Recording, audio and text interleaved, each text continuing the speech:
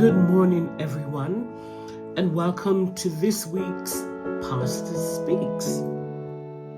So, over the last few weeks, we've been looking at the heart, and I think we're going to continue to look at the heart today. But at New Jerusalem, not only do we have a yearly theme, which this year our theme is abundance and overflow, but we also have a quarterly theme, and this allows us to cover different things under the yearly topic as well. So for example, this quarter, the 3 months from April, May and June, is family and relationships.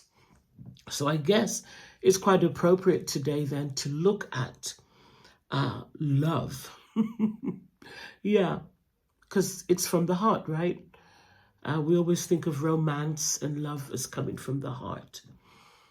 When it comes to God, he doesn't have a romantic love with us. He has agape love, his unconditional love, which is something that many couples don't realize that they need. The one kind of love is not enough to take us through a marriage of any length of time. We need agape, we need eros, we need phileo, we need storge. And from my reading, there's about 15 different kinds of love. Many of us probably don't even get round to all of those. But as long as we have the basic 4, I think that we're doing well.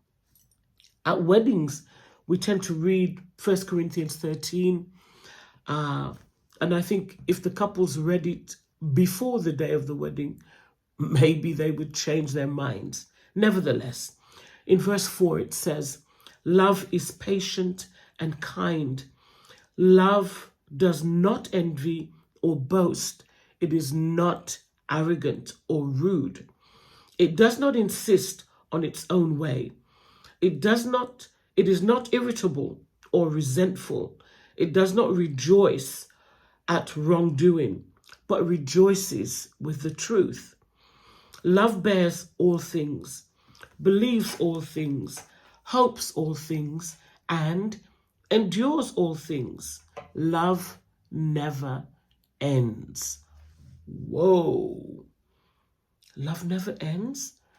So what do couples mean when they say, oh, there's no love in this marriage anymore? Yeah, that can be something, huh? But my advice is to let your love be stronger than your hate or your anger. I was actually looking at the process of a couple getting to know each other. And it's the looks, it's the glances, it's the eye-to-eye contact, it's the touch, the smiles, the facial expressions, and the comfortable silences. Because of our heart condition, we can fall out of love. And you see that there's so much background to how our heart condition is. What kind of home did we grow up in? Were we loved? Did we feel accepted, or did we feel rejected? Did we see an example of love with our parents?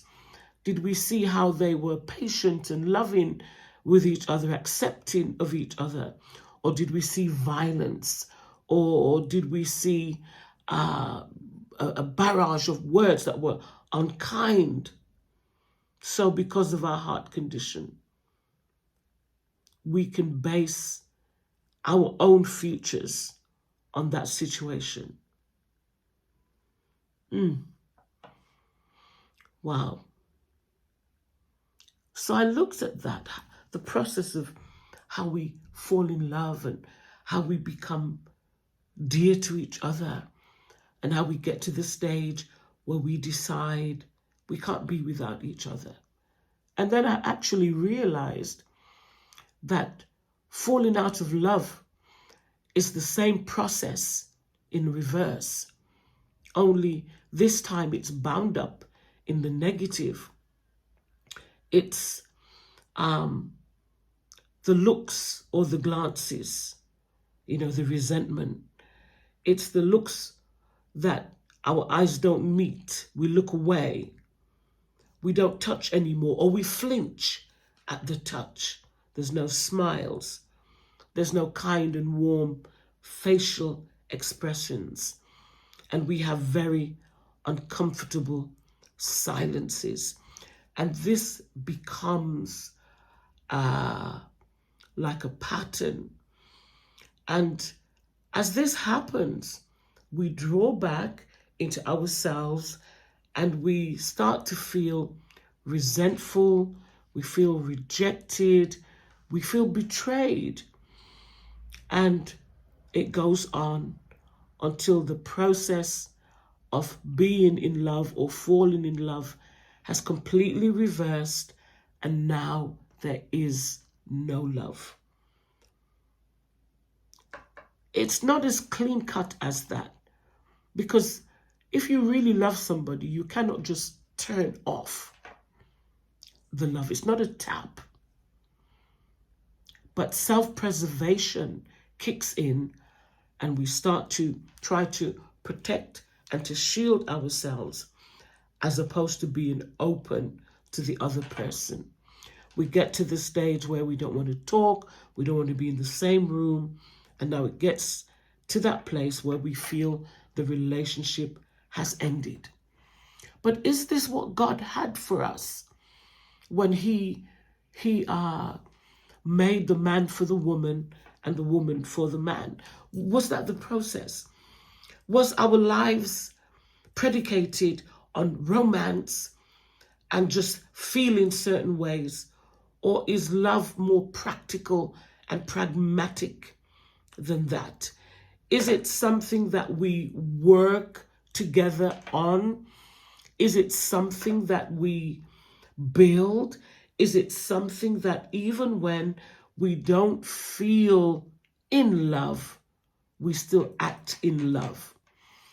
And I think that's very important, because Jesus said, by this shall men know that you are my disciples, by the way that you love one another.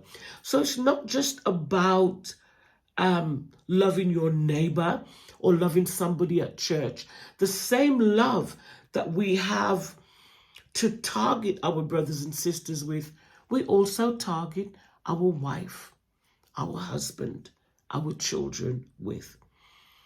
And we work at it, and we don't feel like, oh, we shouldn't have to work at it. It should just come naturally. Let me tell you that nothing comes naturally. We have to work at it. And so to all couples who are thinking about getting married, those who are already married, I want to say to you, again, let your love be stronger than your hate or your anger. Wow. Remember those days when you were so eager to hear each other's voices, when you couldn't wait to see one another's faces, and there would be caresses and whispers, sweet nothings. And then it changed to words that were harsh. The words that were spoken felt like your ears were being slapped.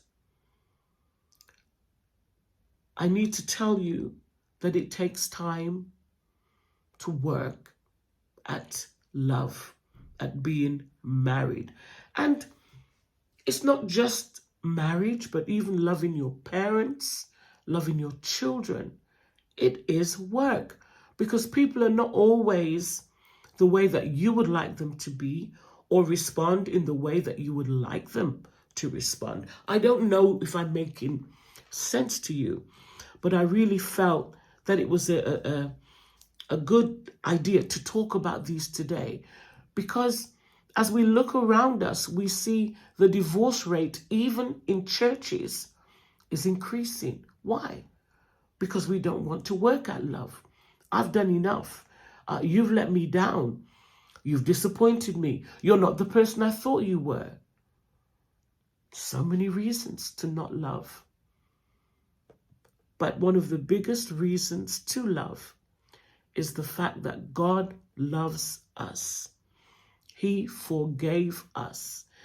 And if he can forgive us, we certainly should be able to forgive one another and love one another as Christ loves the church. Okay, so that's my little thought for today. And I hope that it causes you to really examine the way that you love, the way that you treat others, as well as the way that you treat yourself. It is so important. Anyway, God bless you, and I will see you next time right here on the Pastor Speaks.